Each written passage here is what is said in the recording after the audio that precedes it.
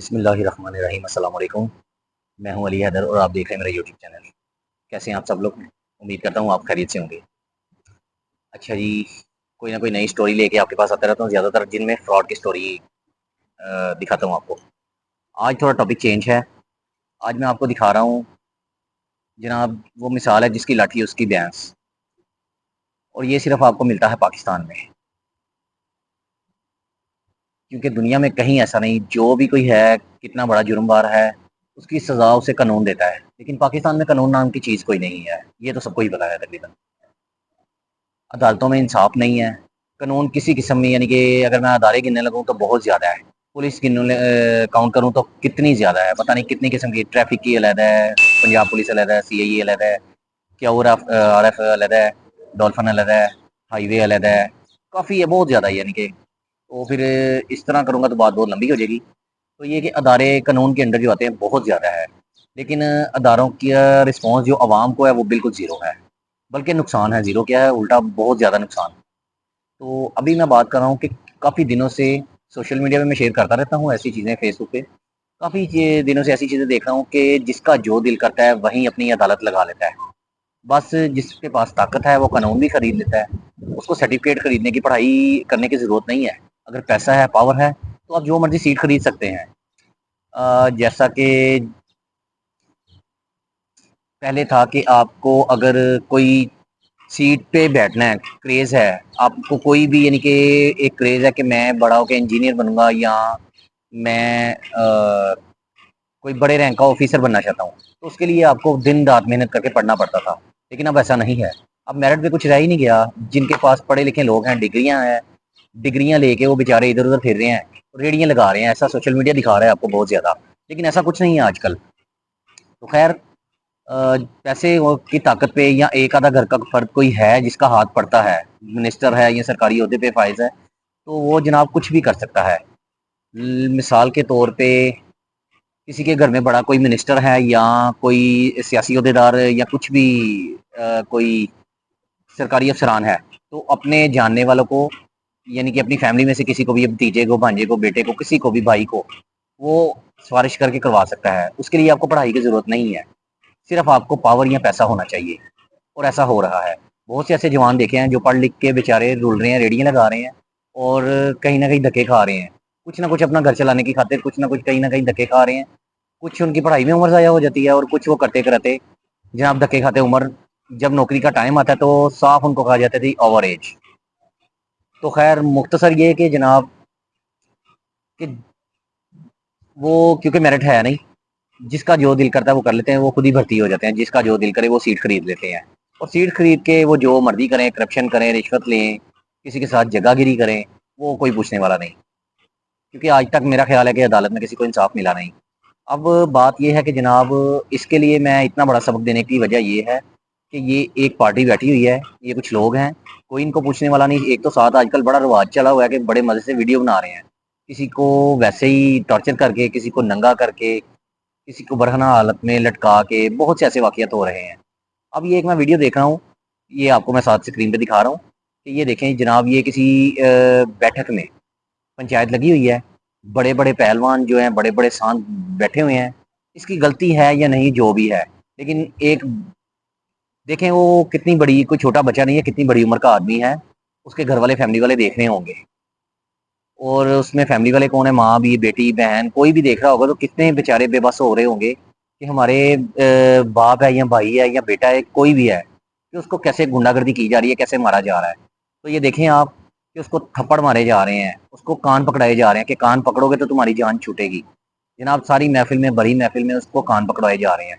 ये देखें आप कैसे उसको कान पकड़ाए जा रहे हैं। ये मैं आपको दिखा रहा हूँ वीडियो में। मार रहे हैं, टॉर्चर किया जा रहा है। ये देखें ज़रा।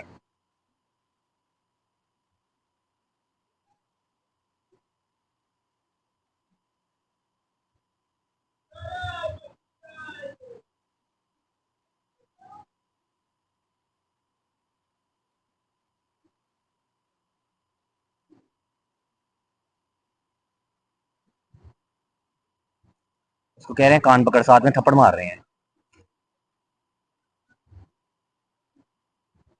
बंदा गलत है या नहीं, ये तो मैं नहीं जानता, लेकिन इसकी इस तरह तजलील करना, मेरा ख्याल है कि ये मुनासिब नहीं।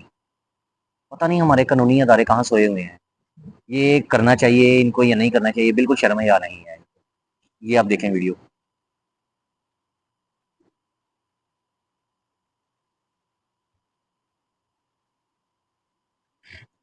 सब चौधरी साहिबान बैठे हुए हैं और जनाब कैसे उस पे ज़ुल्म कर रहे हैं, कोई गालियाँ दे रहा है।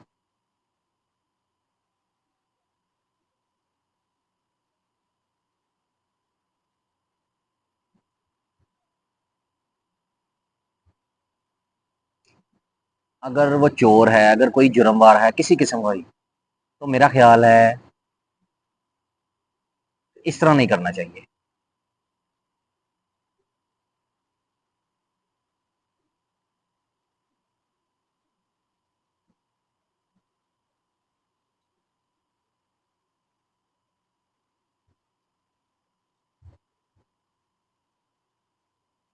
बहुत से ऐसे वाक़ियात आ रहे हैं, मैं शेयर करता रहता हूँ, जिनमें से चंद एक की वीडियो मैं आज आपको दिखा रहा हूँ।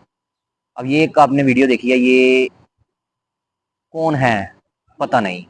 कोई डेरेदार हैं या कोई वैसे बदमाश हैं या कोई नंबरदार क्या है, यानी कि इस तरह यानी कि जिसको मर्ज़ी उठा के ऐसे बहुत से वाक़ियात हुए हैं कि अपनी ताकत के ज़ोर पे जिसके साथ जो मर्ज़ी कर सकते हैं।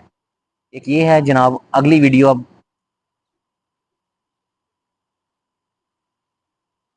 ये जनाब एक फ्रूट बेचने वाला, ये इसको उठा लाए हैं और क्रेन के साथ बांधा हुआ है, उल्टा लटकाया हुआ है क्रेन के साथ, लटका के उसकी वीडियो बना के टॉर्चर कर रहे हैं उसके ऊपर।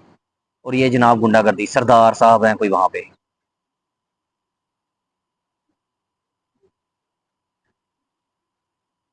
ये कहते हैं जी इन साहब ने इसको इसलिए उठाया है कि उसने हमसे फ्रूट से पैसे मांगे हैं फ्रूट के लिए। और यही लोग तकरीबन ज़्यादातर पुलिस में भर्ती होते हैं, ईमानदार शायद कम ही कोई होता है। बहुत से ऐसे देखे हैं, पुलिस वाले भी मैंने काफ़ी वीडियोज़ शेयर की हैं कि आके बत्ताखोरी की, भत्ता माँगा या फ्रूट का ठेला लगाया या सब्ज़ी का कुछ भी लगाया है, दुकान है कोई, आगे मुफ्त सब्ज़ी नहीं दी, तो आपका तकरीबन कारोबार बंद हो जाएगा। इसलिए मजबूर होके ये काम बढ़ रहा है, तेज़ी से बढ़ रहा है। और वो कसर किधर से निकल रही है? गरीब अवाम में से। जनाब कोई आता है सबसे पहले पुलिस वाले को रिश्वत दें, फिर से ट्रैफिक वाले को रिश्वत दें, फिर वो आ जाते हैं जनाब कारपोरेशन वाले, उनको रिश्वत दें। ये सारी कसर जो 100 रुपए की चीज़ है 300 रुपए तक इसी तरीके से पहुँची जाती है। अब ये कह रहे हैं कि जनाब ये गरीब फल वाला है, इसने पैसे माँगे हैं चौधरी साहब से और चौधरी साहब उसको उठा के अपने डेरे पे लाके क्रेन के साथ बाँधा हुआ है और उसको उल्टा लटका के तशद्दुद कर रहे हैं। ये देखें जनाब वीडियो।